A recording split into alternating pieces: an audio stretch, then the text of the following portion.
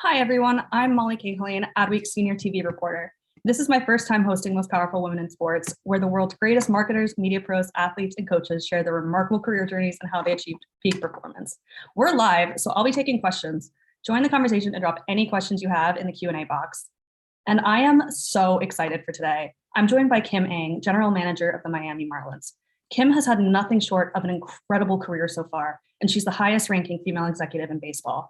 She's the first woman to serve as general manager of a team in any of the big four leagues in North America and has been in Major League Baseball for more than 30 years, including roles in the front offices of the Chicago White Sox, the New York Yankees, and the LA Dodgers, plus a 9-year stint at MLB. She was named Marlins general manager in 2020. Nobody knows baseball like Kim, and I am so excited to have her here today. Kim, welcome to the show. Molly, how are you? I'm good. How are you doing? Good. Thanks for having me. Thanks for being here. I know you've got a game tonight. We do. 6:40, but who's counting? We need a W. That's all I know.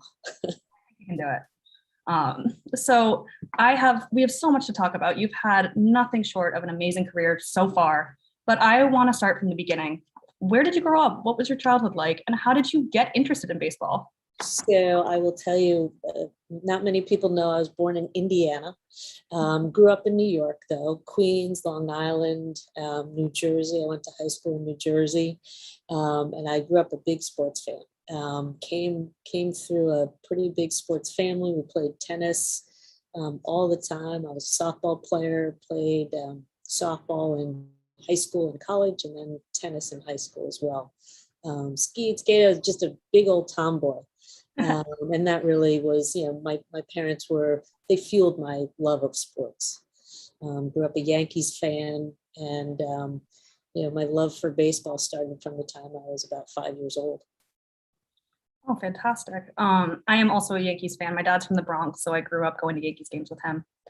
And then I know you have some Chicago roots. You played softball in college, University of Chicago. So I'm a Northwestern alum, but I think we can still get along.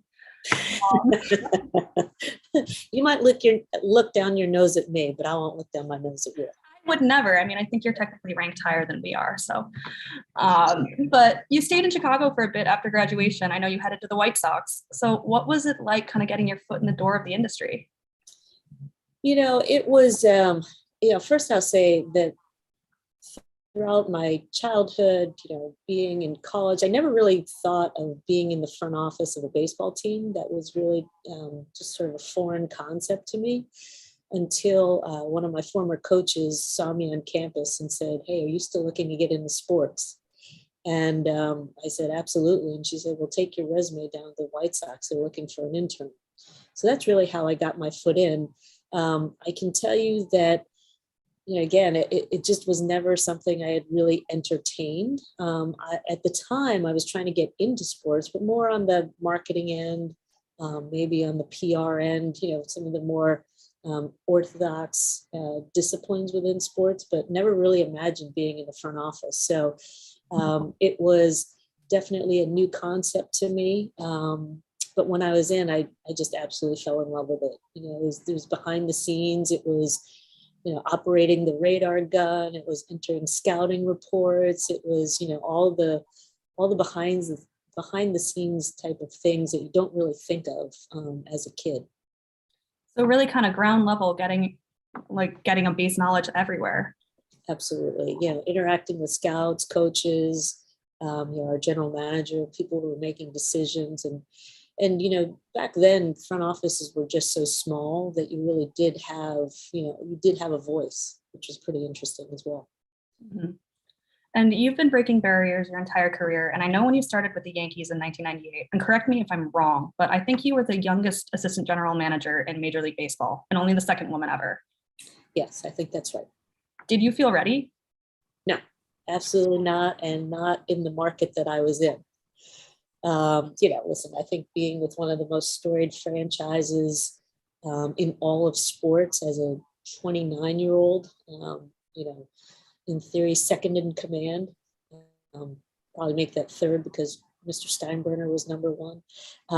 But being at that high a level in that big a market at that young an age was definitely incredibly daunting.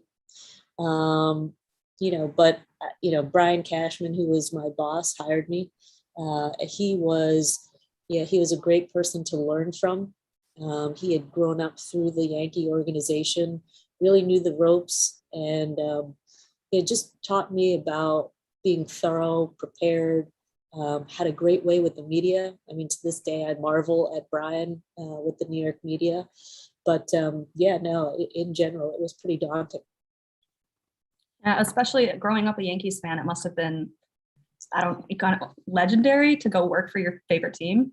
It was, and I got a few ticket requests in New York, but it was really just one of the funnest aspects for me was seeing former players that I had really grown up watching. Ron Guidry, Rich Gossage, Greg Nettles was one of our scouts, Willie Randolph, Chris Chambliss, they were a couple of our coaches. So guys I had grown up admiring, imitating their batting stances, reading articles about. It was just, it was a dream come true in a lot of ways. I can't even imagine. I have a very specific memory. I played softball in high school and I still play rec leagues now. I have a very specific memory of my batting coach saying, I need you to watch Derek Jeter and I need you to watch how he watches the ball and I need you to watch his stance. So I couldn't even imagine like going to work around Derek Jeter. Yeah, absolutely. No, and Derek is pro's pro. So I was lucky enough to work with him twice. Wow. Well, you're in your second season as general manager. So what were some of your biggest learnings from year one and how are you applying those this year? I think as long as I've been in this industry, 30 plus years, I can say that you never stop learning. People everywhere are different. You have to get used to your staff. Everybody is unique. So I think, just learning staff and learning to understand the language that they were all speaking, and some of it. So we're in a very analytically driven sport now. I think that was part of the process. I think reacquainting myself with some of the other executives around the industry was part of the learning curve. And then I think having been out for a significant period of time and seeing how analytics has really become so incredibly interwoven with the method of evaluating all of your operations and just your every day-to-day routine. There was definitely some learning curve there. But having gone through it once, I think is always just the you get all of that out of the way, and year two has definitely been a little bit smoother. Well, great. And then sports and baseball can be a little bit of a boys' club. And with this year being the 50th anniversary of Title IX, I would really love to talk about facing bias and or discrimination, how to best not necessarily overcome it, but face it and cope with it. And I was wondering your thoughts on that.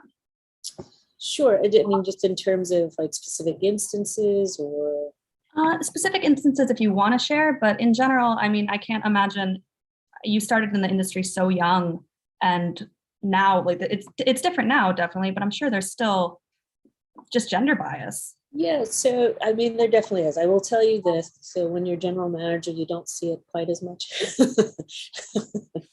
But I can tell you throughout my career, so many instances of just real superficial type of things. Trying to get into the visiting clubhouse, where they don't know you. In the home clubhouse, of course, they know who you are. You work there. When you go, to a different facility, though, they don't have any idea who you are, and you're stopped at the door, and you're the interpreter, you're media, you're someone other than an executive with the club. So I think, on a number of different levels, it was frustrating for me throughout my career. But I think it's just what people are used to. I think, the way we try and get around that is to educate.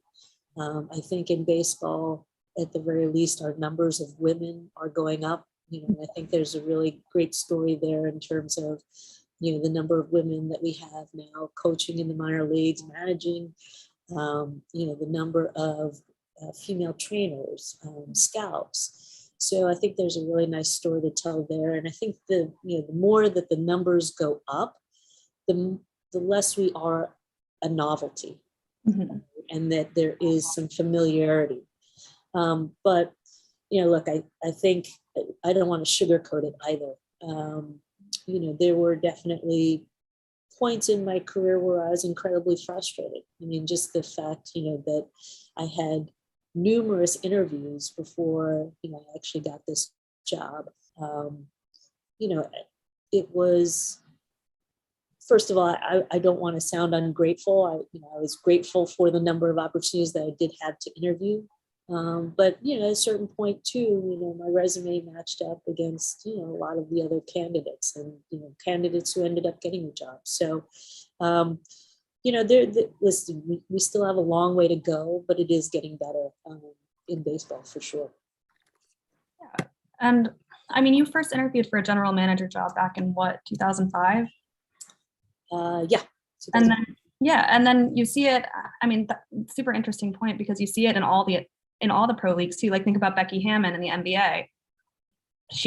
Her resume definitely stacked up with all those people, but hey, she's not now got a great head coaching gig in the WNBA. So yeah, no. And, again, it's, I was fortunate to have those interviews. I mean, there are a number of my colleagues who still haven't had, interviews. So I definitely don't look at it as, a horrible thing that I had those interviews. But, when I was going through the process, I thought I was there, and this was going to be the one, and you keep hoping. And yeah, I mean, it was tough, but, look, we're all tough, and we just brush ourselves off and get up and go for the next one. Yeah, and I want to hit on, you mentioned this, that like seeing the numbers growing in baseball and just seeing more women in higher positions in baseball and sports in general. So there's always been interest in women's sports, like the market has always been there, but I feel like it's starting to get talked about more and there's more exposure, and you're seeing it translate like across television ratings. So like the women's Final Four was just the most watched since 2004. College softball's got a renaissance going on. So where do you see some of the strongest growth areas for women in sports, and how do you think we can continue this momentum? Look, I think it took a while for softball to get going, but it finally has. I think women's hockey is another one on the horizon.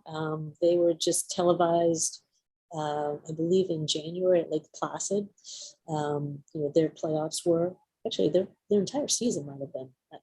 But forgive me, I don't know the exact details. But I think on the athlete front, we have made definite strides. WNBA has been there quite a bit. Women's tennis, but I think we're really making it there in terms of what's viewed on TV, and I think people are seeing that there's money in advertising, and that there's definitely a swell. And I think the more that female executives are put in positions of power, where we're not only building teams, but we're also deciding what's on TV and what plays, and advertisers, etc. I think it's only going to get larger and bigger and broader. So very hopeful on that front. I agree. It feels like there's a swell happening. So kind of along those lines, what's the best piece of advice you'd give to women who are trying to break into the sports business? Well, persistence is obviously one of them. You mentioned the numerous interviews that I've had, and that's whether you're in the industry or whether you're trying to get into the industry. And then the other thing I would say is, and I've encountered a lot of this in my career, is that you have to have thick skin. You're going to hear a lot, you're going to see a lot. That for me, I think for a lot of us, gets our hackles up, and I think it gets our competitive juices going, where we want to prove everybody wrong. But I think that's a good thing, it's really just to have thick skin and be persistent. That's good advice. Good advice for just careers in general too. Exactly. Exactly. Um, Life. just have thick skin, guys. You'll get through life. Persistence is definitely key though. So just being in the industry for so long, who's someone you admire a lot, or someone who's maybe served as a mentor to you? Well, I think I'd have to say first and foremost is Joe Torre. Joe's been a great stabilizing voice in my career. Have worked with him at 3 different stops, the Yankees, the Dodgers, and Major League Baseball. I think Joe has been that person for me who has this incredible knack for just simplifying life. I go in, I tell him a 10-minute story about, whatever's going on, and he can simplify it into one sentence, 1 or 2 sentences, and, makes you just hit your head and go, of course, that's the answer. But he's a great listener and has always been there for me. Other people, as I mentioned, Brian Cashman, prepared, thorough, able to see the big picture, and definitely been an influence for me as well. Okay, great. Those are some great names to have had in your career. And then, so going back to the Marlins, where do you see the future of the Marlins going? What are your hopes for the franchise? And then also baseball in general, where do you want to see the sport evolve to? World Series or bust. Look, I think the future for the Marlins is really bright. The folks here have done a really good job of building the farm system. Prior to my arrival last year, we've been ranked in the top 5 to 10 of player development systems, minor league systems, and all of baseball. We're now seeing some of those players get to the big leagues. We've made some great trades. We got to the playoffs in 2020. Not as fortunate last year, but striving for that in 2022. That's really where we are. I mean, we're trying to win. We're trying to get to the playoffs, and we're trying to do it every year. I think this is a year where we will be very competitive. We are in a tough division, the NL East, but nonetheless, just going to ride that pitching all the way to October. We've got a great staff, and we have great kids coming up the pipeline. Yeah, playoffs are always the goal. And if it helps, one of my coworkers specifically asked me to ask you why the Phillies can't beat the Marlins to save their lives. Pitching. I will reiterate that to him. Well, he's kicking my butt in fantasy with his pitching staff, so. You should take some Marlins pitchers on your staff. They all got drafted so quickly. There we have it. Well, Kim, unfortunately, we are almost out of time, but before I let you go and go prep for your game tonight, I believe you have some key takeaways you want to share with the audience. Yes, and we've mentioned the word persistence several times. Remain persistent. Again, me having interviewed all those times, it finally came to fruition, and staying optimistic. Number 2, sometimes it's lattice, not ladders. I know we're all ambitious and we all have our eye on the goal, but sometimes it's okay to take a step sideways as opposed to up. And I think for me, that's always been about the learning curve and making sure that I never lose sight of learning and being curious, because I think that is a fundamental driver of great leaders. And then number 3, identify your allies. I think, it's always easy to know who your enemies are, but it's a lot harder to figure out who your allies are. But when you do find them, they are just incredibly helpful to you. And it could be a mentor, it could just be a colleague, it just be a support, somebody who supports you. But these are all things that I have found to be really helpful in my career. So I hope that others take from them. I mean, I personally have taken away so much from this conversation. So I am very, very glad that you joined us today. Thank you again, and good luck tonight. All right, Molly, thank you. Take care. Thank you. And we will see you guys all back here in 2 weeks for the next episode of Most Powerful Women in Sports.